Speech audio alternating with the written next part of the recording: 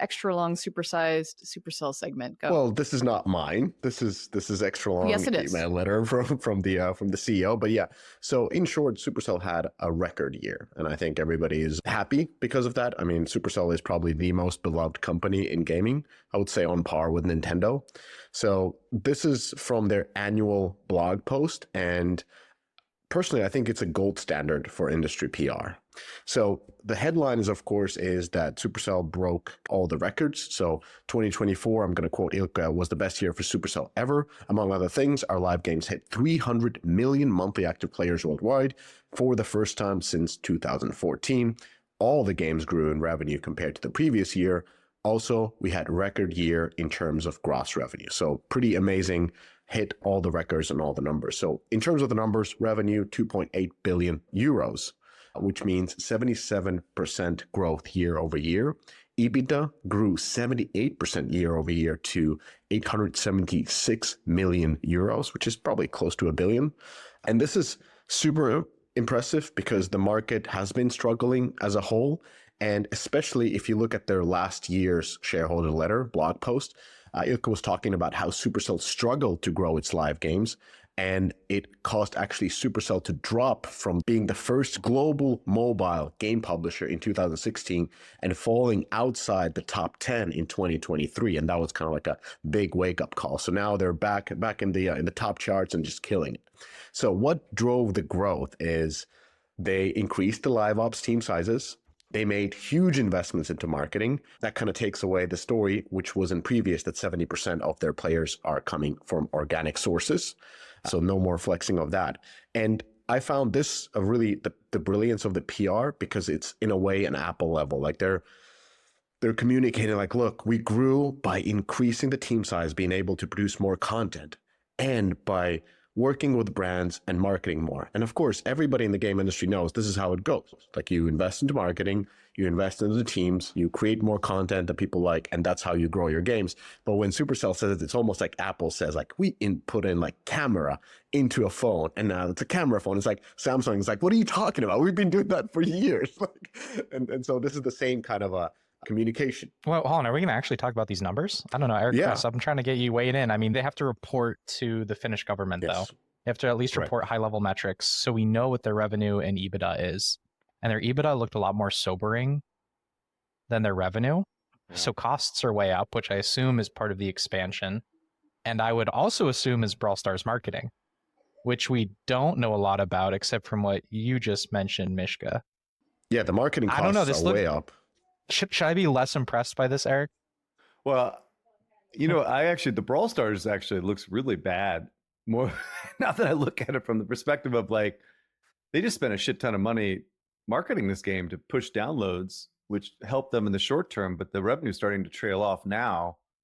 And that's Brawl Stars, which was like the most successful, which creates actually a really tough comp potentially for next year, right? Do you want to say the line? Is Brawl Stars profitable? Do you want to? No? I was really trying to bait you into it. That's really funny. No, I think Brawl Stars is very profitable. Don't get me wrong. But the fact is that they are basically finding new religion in terms of spending. I mean, they're spending like double in the last 2 years. So it's like, that is a lot of fucking money to be spending for them. And I think a lot of the upside is from what these charts look like, because this, again, the revenue is starting to decline pretty precipitously after they stop spending. Don't forget that the Squad Busters launch budget is in this, so it's not all Brawl Stars. No, yeah, and so that's the next thing. I just was trying to isolate Brawl Stars because everyone keeps talking about how successful that game was in terms of like unlocking live ops, but I'm sure that was a part of it, but it also was a lot of money being spent on UA. That's kind of I think it's a combination. You know, they did all the live ops changes. They probably changed their monetization. Everyone moves the battle passes from multiple months to 1 month, you know, shortening that cycle. I think, Phil, that's a you-ism. And then clearly on the marketing side, Supercell is known for a brand, and they have slowly been shifting over time to up the UA, reduce the brand, except for the Squad Busters launch, which is a whole other topic.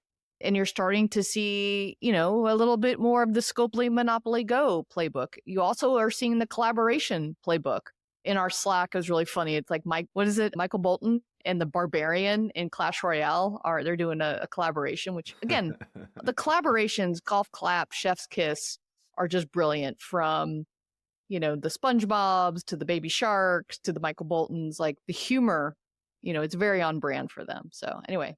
All right. And so moving on to Squad Busters, right? Clearly that title is not profitable, right? Like, I mean, absolutely. The amount of dollars that were spent to market this thing for just to peter out to basically nothing.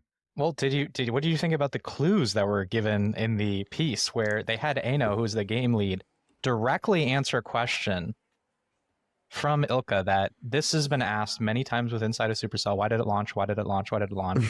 And it was very similar to what we suspected.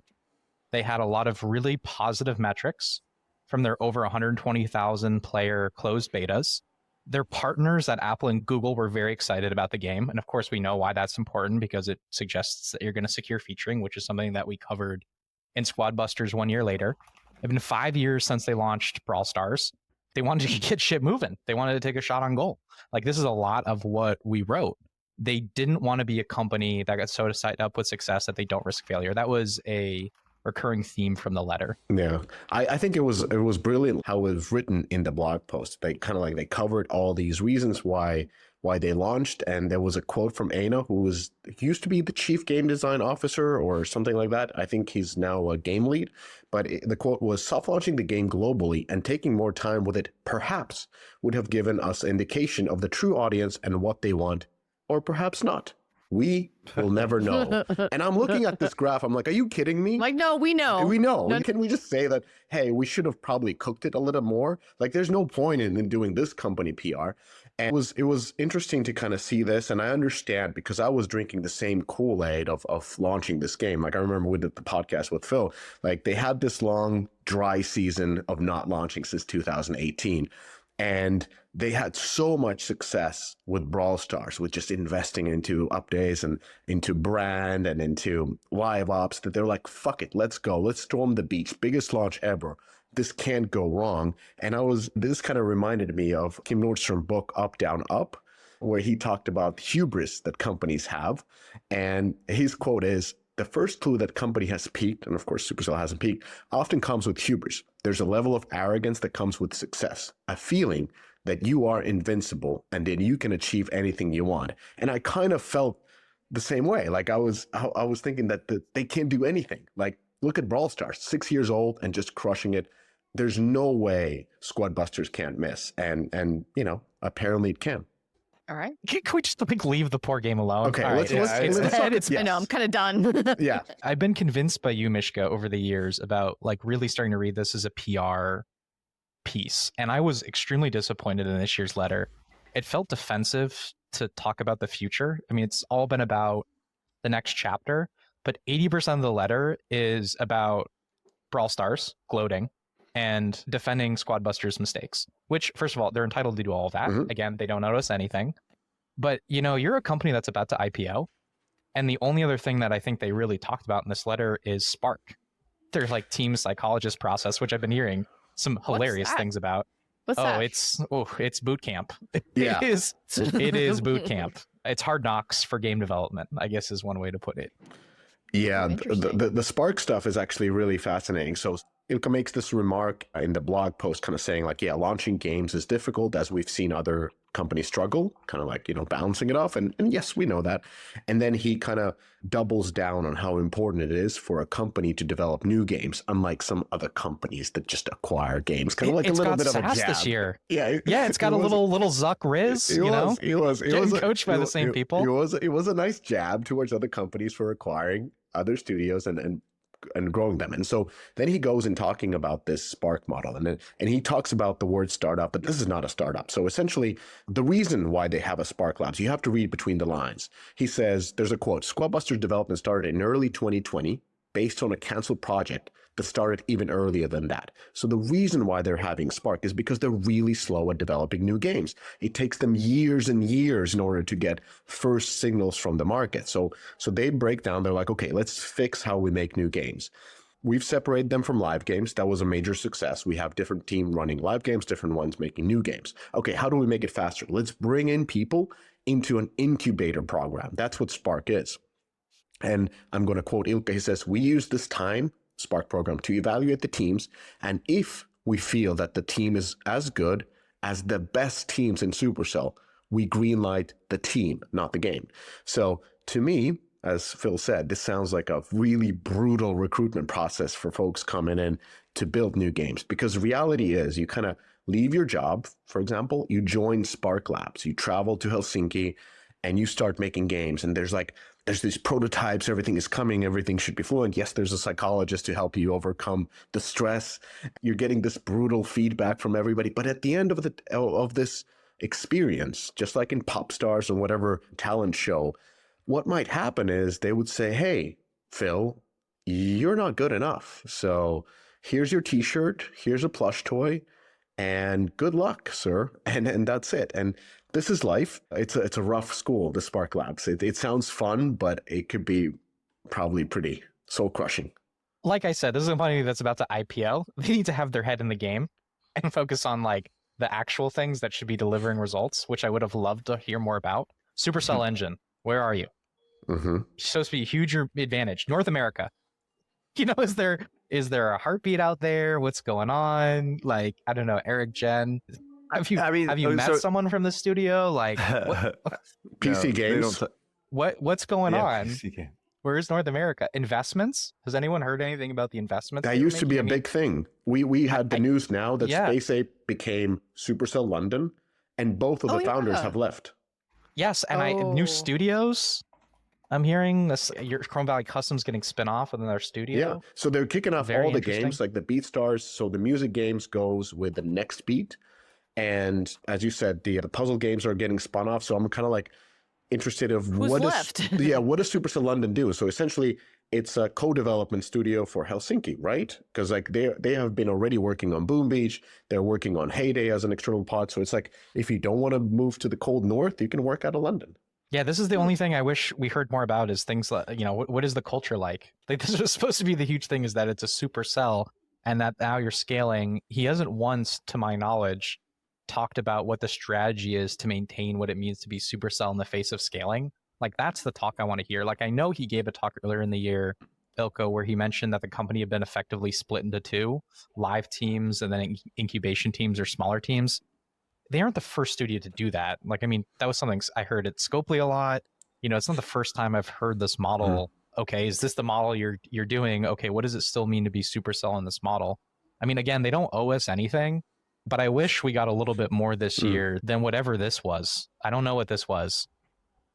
I think the last part to that I find interesting, I just wanted to hear what's your opinion on it. Like there's a couple of times that Ilkka kind of brings forward the brand of a world's least powerful CEO. And it's a very humble thing to say. It's a great read.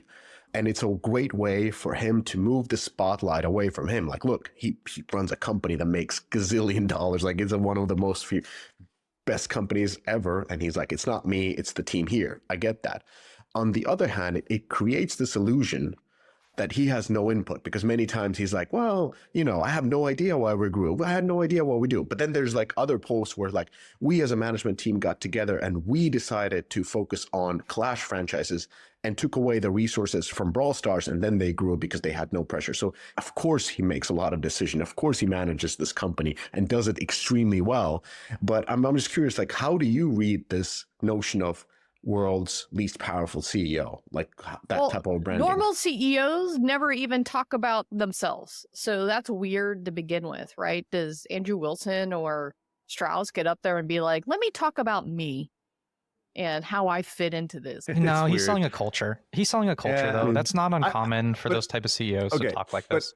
Okay, but my problem with this whole narrative is that, like, look, metrics are metrics, right? He knows the metrics. Everyone knows the metrics. They saw what the beta looked like. They knew what they were heading into. This is not rocket science, right? It just wasn't ready. The game wasn't ready. And they have, like, perfect information, right? There's no, like, he wants them to have independent and creative authority, et cetera, on their game. But metrics are metrics. They should have waited. But I don't know. All right. Yeah, and the marketing costs not mentioned in the blog post, but they were in the Finnish newspaper. That was interesting.